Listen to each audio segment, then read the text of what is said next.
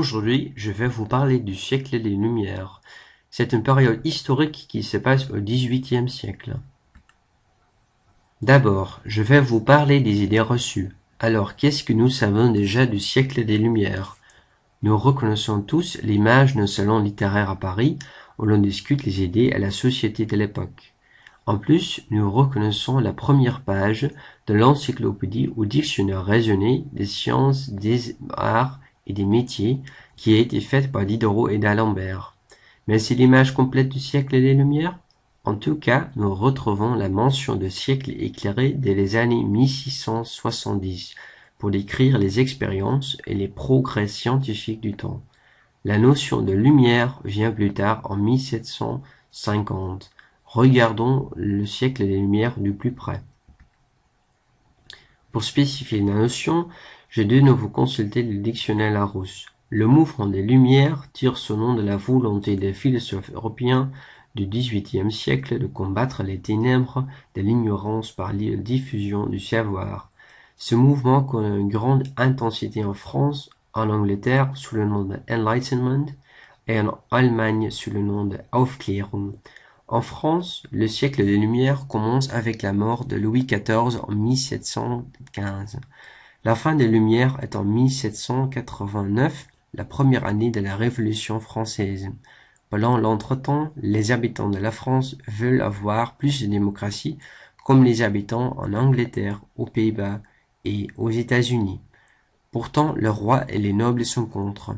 Ils ne veulent pas perdre leurs richesses et leurs influences qui sont énormes. Par conséquent, il y a de plus en plus de Français qui réclament des réformes dans leur pays. La devise liberté, égalité, fraternité devient alors plus importante. Même les philosophes ne sont pas d'accord avec la situation actuelle en France. Ils sont d'opinion que les Français doivent adopter une attitude plus critique pour augmenter leurs conditions de vie.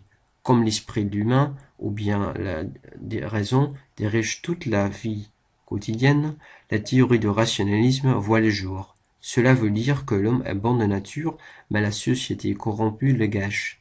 Ces idées aboutiront à la Révolution française de 1789. Dans le domaine de la littérature, les écrivains savants ont beaucoup d'influence sur le public. Surtout Voltaire, Rousseau, Diderot et Montesquieu critiquent la société française afin d'éduquer les lecteurs.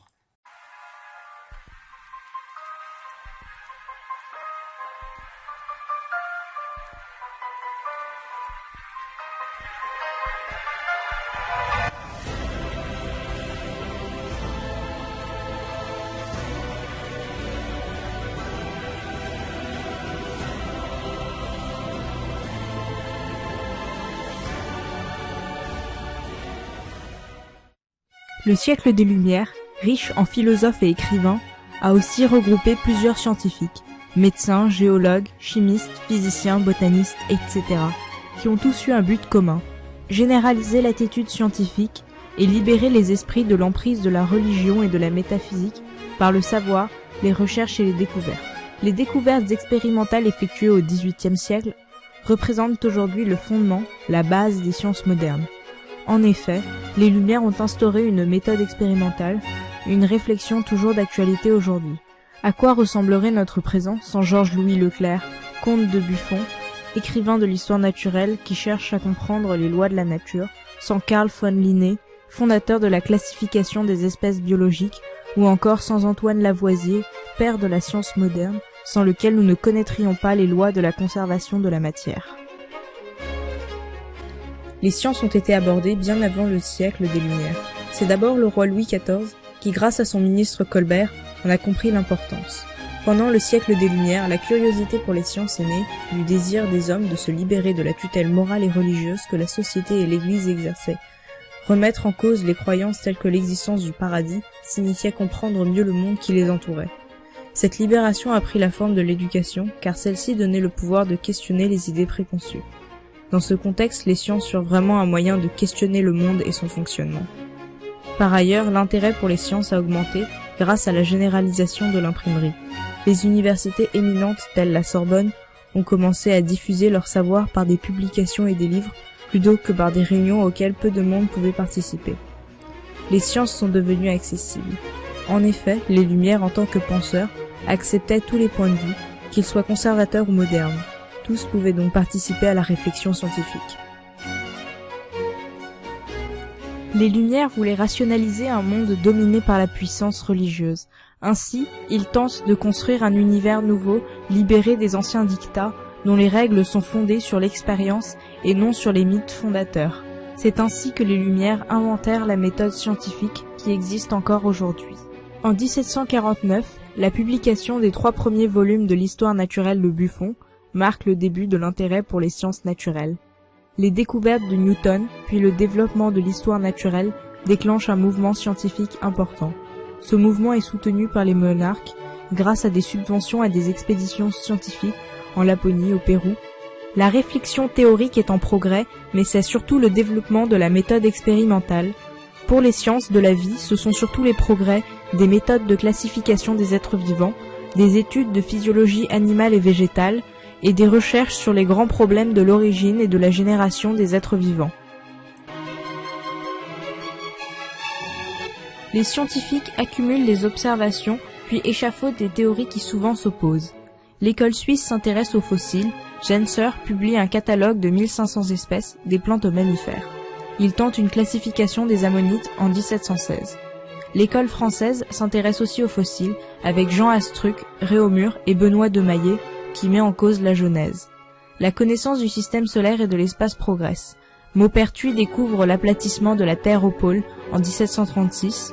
Herschel construit de nouveaux télescopes et découvre Uranus en 1781, puis 2 satellites d'Uranus en 1787 et 2 satellites de Saturne en 1789.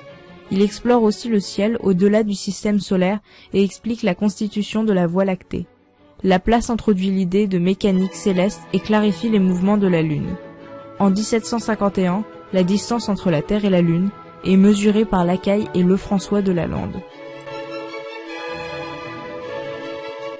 Au début du XVIIIe siècle, la seule médecine qui existe est celle en relation avec la théorie d'Hippocrate, selon laquelle le corps humain est composé de 4 humeurs, le sang, la bile, la pituite, fluide séreux et muqueux, et mélancolie, aussi appelée la bile noire.